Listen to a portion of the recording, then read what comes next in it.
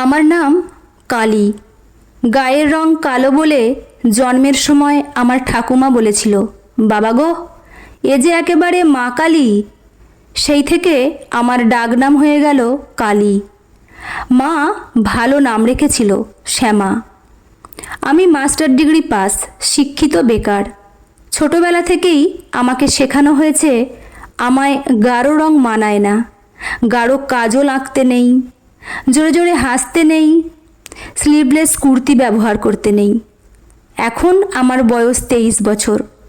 ঠাকুমার নিদান কালো মেয়েকে পার করার জন্য জোর কদমে সম্বন্ধ খোঁজা শুরু করলো।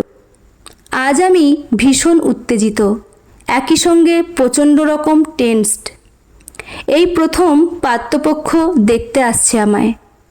আমি চোখ ভরে কাজল পরেছি, কপালে ছোট্ট কালো টিপ, হালকা লিপস্টিক, আর আমার প্রিয় মেরুন শাড়িটা। তৈরি হয়ে ঘর থেকে বেরোতেই ঠাকুমা খেঁকিয়ে উঠে বললেন, দেখো, সাক্ষাৎ কালী। কালো গায়ের রঙে কেউ এমন শাড়ি পরে? অমন দুধে আলতা গায়ের রং মায়ের, মেয়ের কি করে এমন ছিঁড়ি হলো ভগবানই জানে। বৌমা, একটু এদিকে দেখো না।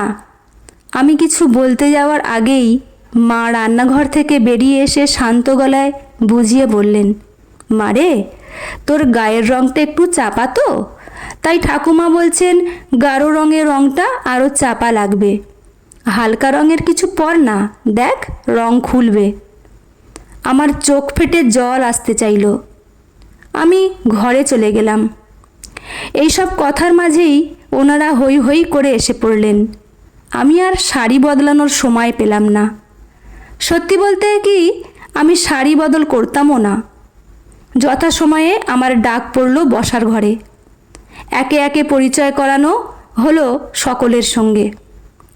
ছেলে, ছেলের মা বাবা, ঠাকুমা এবং এক জামাইবাবু এসেছেন।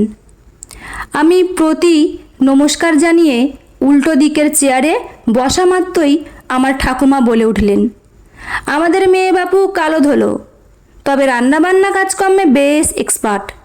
এই গায়ের রঙটাই যা কালো, না হলে একটু মানিয়ে গুছিয়ে নিলে আপনারা এমন শান্তশিষ্ট মেয়ে আর দুটো পাবেন না। আমার লজ্জায় মাটিতে মিশে যেতে ইচ্ছে করছিল। এমন সময় ছেলের ঠাকুমা পান চিবোতে চিবোতে বাবাকে বললেন, তা পষ্টাপষ্টি বলি বাবা, আমি তো গায়ের রং চাপা শুনে ভেবেছিলুম উজ্জ্বল শ্যামবর্ণ হবে হয়তো।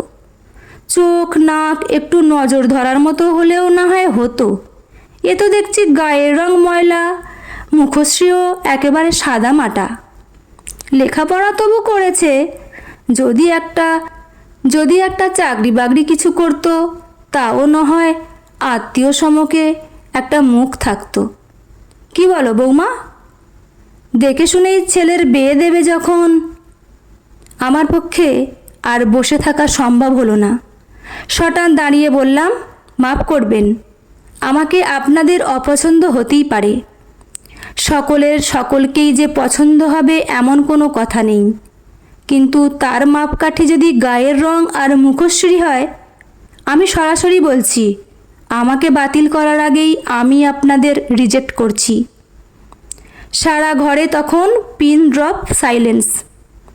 আমি বেরিয়ে আসতে যাব, তখন ছেলের মা ব্যক্তিত্বময়ী কণ্ঠে বললেন, এই মেয়ে দাঁড়াও। আমি হলাম ছেলের মা।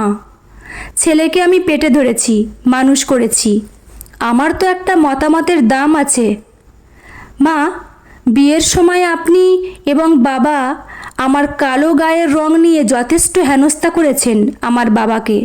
প্রচুর টাকা, গহনা, যৌতুক নিয়েছেন এটাকে ইস্যু করে। সারা জীবন আমাকে ছোট করেছেন লোক সমক্ষে। আমি মুখচোরা ছিলাম, কিছু বলতে পারিনি। কিন্তু আমার ছেলের জন্য আমার এমন প্রতিবাদী মা কালীই দরকার। আমি জানি আমার ছেলের অমত হবে না। আর আপনি তো রোজ সন্ধ্যায় ভক্তি ভরে গান, শ্যামা আমার কালো। তা এই শ্যামাতে এত আপত্তি কিসের? সবচেয়ে বড় কথা, আপনার নাতিও যথেষ্ট কালো। শুনে আমার ঠাকুমা বললেন, ও তো বেটা ছেলে, সোনার আংটি আবার বেঁকা, কি জানি বাপু, এত আদিক্ষেতা বিয়ের পর বজায় থাকলেই ভালো। এমন সময় নীরবতা ভেঙে স্বয়ং পাত্র বলে উঠল, আরে থাকবে ঠাকুমা, থাকবে, সারা জীবন আদিক্ষেতা বজায় থাকবে।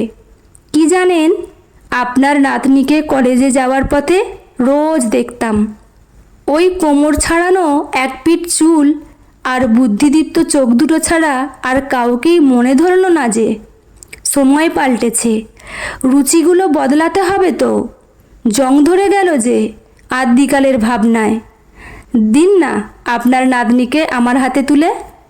রং যদিও বেজায় কালো, আমি কিন্তু পাত্র ভালো। সবাই হো হো করে হেসে উঠল। সেই হাসিতে যোগ দিলাম আমিও। গল্পটি কেমন হয়েছে জানাতে ভুলবেন না। লেখা পার্বতী মোদক, পাঠে আমি রিমি।